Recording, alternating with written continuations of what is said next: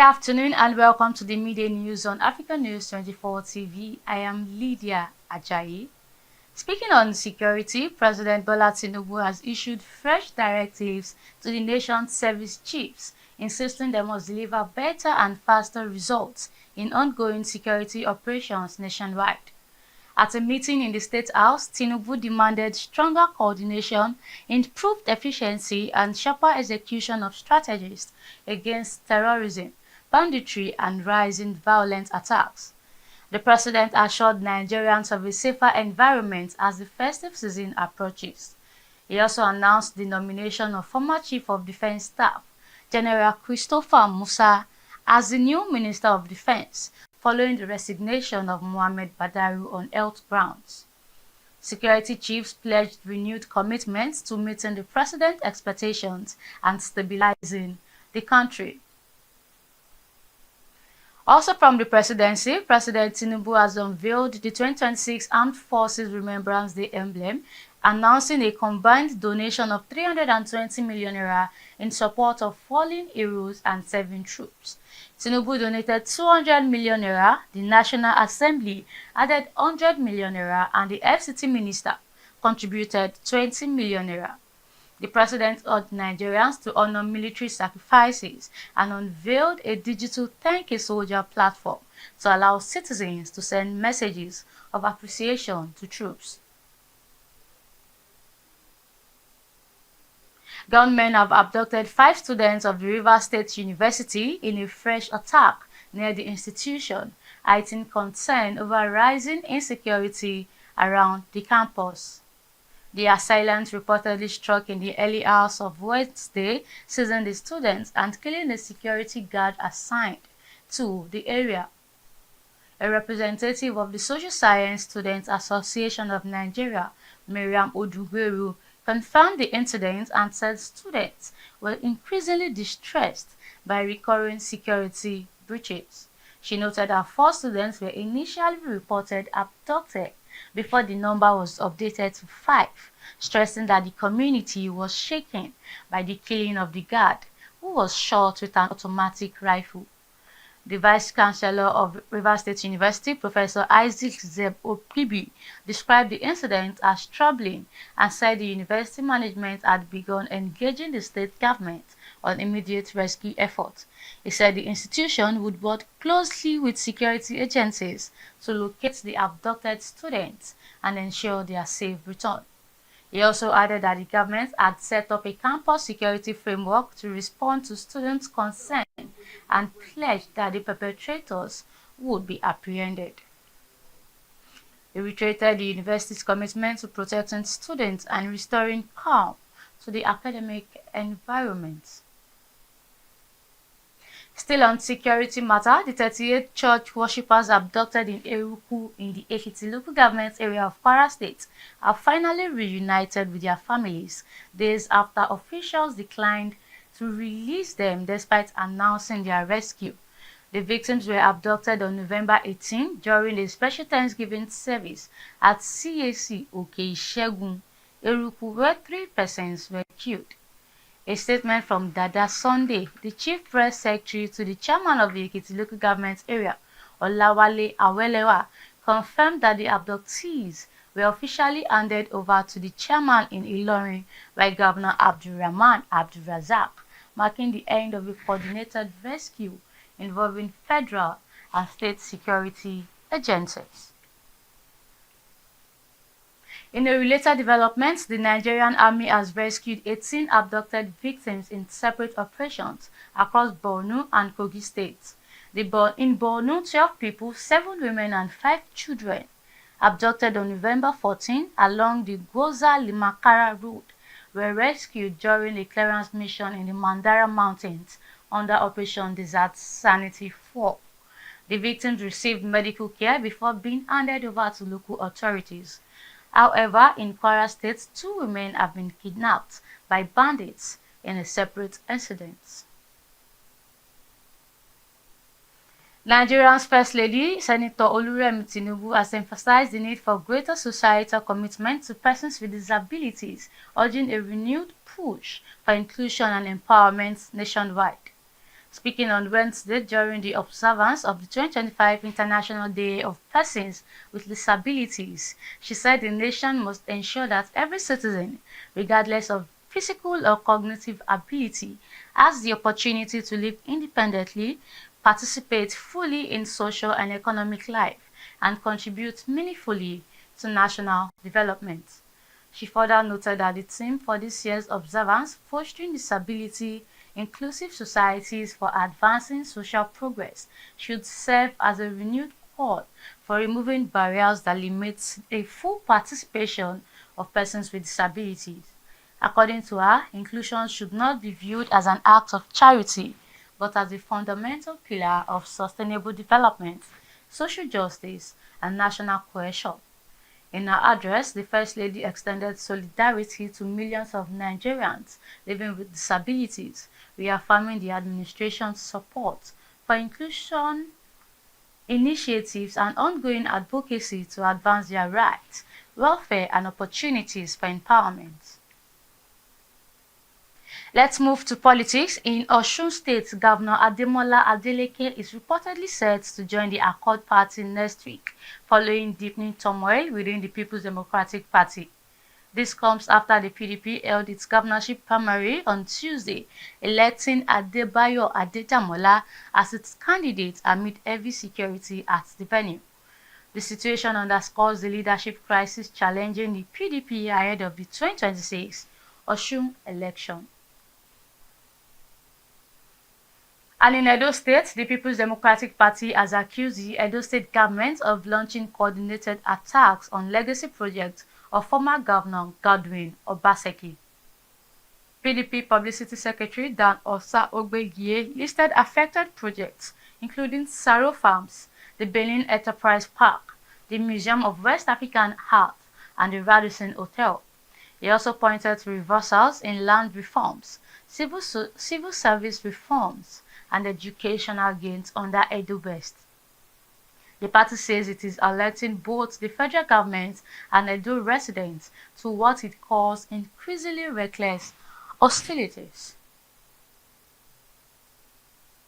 And in business, contractors under the Association of Indigenous Contractors and Artisans of Nigeria on Tuesday stormed the Federal Ministry of Finance in Abuja, barricading the entrance in protest over unpaid debts owed by the federal government. The protesters, carrying placards, accused the government of abandoning its financial obligations despite completing various projects across the country. They insisted that many members were already facing bankruptcy, while some could no longer meet basic family responsibilities due to the delayed payments. Speaking during the demonstration, Innocent Asuelimen, a member of the association political committee, said the protest became necessary after several unfulfilled promises from government officials regarding their outstanding payments. Another protester, Abdullahi Yamani, an ex-co-member of the association, expressed frustration over what he described as the government's lack of commitment to contractors who had delivered on their jobs. The protesters also called on the Minister of Finance to urgently intervene and ensure that all verified debts owed to contractors are cleared without further delay. Security operatives were deployed to the ministry to maintain order, while officials of the ministry were yet to address the contractors as of the time of filing this report. Domestic flight ticket prices have surged sharply nationwide as Nigeria prepares for festive travel. Some routes are now above 300,000 naira for a one-way economy ticket. Flights to South-South and South-East states have seen the highest spikes, with fares that previously cost about 120,000 naira now selling for 300,000 naira. For instance, a Lagos to Asaba flight recently rose to 337,500 naira on peak days. Airlines cite a shortage of serviceable aircraft, rising passenger demand, and high operational costs, including maintenance abroad, as key factors. Many travelers are now considering air travel entirely, opting for road transport to avoid the soaring ticket prices. The Lagos State government has announced the Made in Lagos MSME exclusive and eco-round city trade fair scheduled for December 8 to 14 at the National Stadium, Surulere. Targeting about 3,000 MSMEs, the fair aims to deepen grassroots enterprise development and expand opportunities across key local government areas, including Surulere, Lagos Island, Lagos Mainland, Etiosa, and Apapa. Lagos State Commissioner for Commerce, Cooperatives, Trade and Investment, Folashade Bada Ambrose, said the initiative will boost capacity building, business expansion, and interlocal government area collaboration.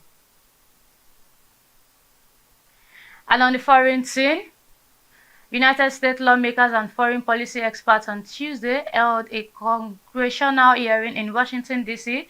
to examine rising attacks on Christians in Nigeria. The session, led by House Appropriations Committee Vice Chair Mario Ballard, followed President Donald Trump's directive to investigate what he described as the slaughter of Christians. Committee leaders, including House Foreign Affairs Chairman Brian Mast and African Subcommittee Chair Chris Smith, criticized the Nigerian government for failing to protect vulnerable communities, citing Boko Haram, ISWAP, and radical Fulani militants as key perpetrators. Experts urged deeper U.S.-Nigeria military cooperation, reforms to Sharia-related laws, and stronger accountability measures to protect religious freedom and prevent further violence.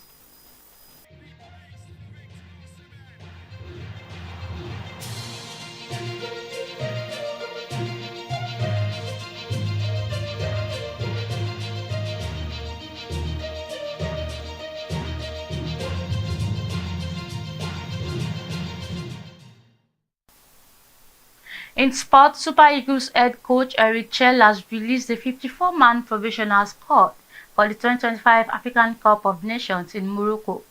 The list includes stars like Victor Osimhen, Wilfred Ndidi, and Stanley Nwabali, alongside several promising domestic and Europe-based players. The team will begin camp in Egypt on December 10, ahead of the tournament kickoff on December 21st. Still in sports, the full voting results for the 2025 CAF Awards have sparked controversy in Nigeria after it emerged that key Nigerian representatives voted against top compatriots. Morocco's Achraf Hakimi won the African Footballer of the Year with 533 points, ahead of Mohamed Salah and 317 and Victor Osimhen with 240. Attention has focused on Super Eagles legend Daniel Amokachi, who ranked Osimhen 5th, awarding him only 1 point.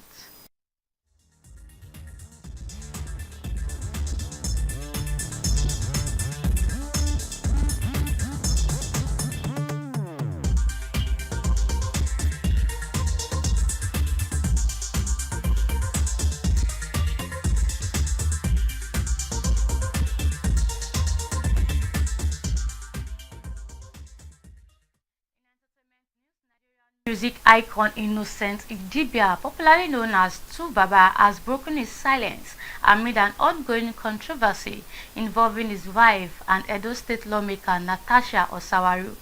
In a brief message shared on his Instagram story on Wednesday, the award-winning singer wrote, "Help me," sparking renewed concern among fans and observers following days of intense online speculation. His post came shortly after his brother Idibia raised alarm in an emotional Instagram message accompanied by lyrics from one of Two-Face's classic songs. He lamented the singer's prolonged struggles, writing that although the lyrics were meant to inspire, they now appear to be reflecting a painful reality. He also appealed for the opportunity to support the artist, stating that Tubaba had been suffering for long too. The recent uproar follows weeks of public drama between Tubaba and Osawaru, beginning with a heated exchange in the United Kingdom that reportedly prompted police intervention and the singer's brief arrest. The tension flared again during an Instagram live session with broadcaster Daddy Freeze, where both parties were seen arguing. Neither Tubaba nor Osawaru has released a detailed statement addressing the unfolding situation, leaving fans increasingly concerned about the musician's well-being. Meanwhile, comedian singer Nasboy has written an emotional opening letter to music icon Tubaba, urging him to safeguard his public image amid rising online controversies. Nasboy, who said he has admired Tubaba since age 16, described recent viral clips as painful and damaging to the singer's legacy.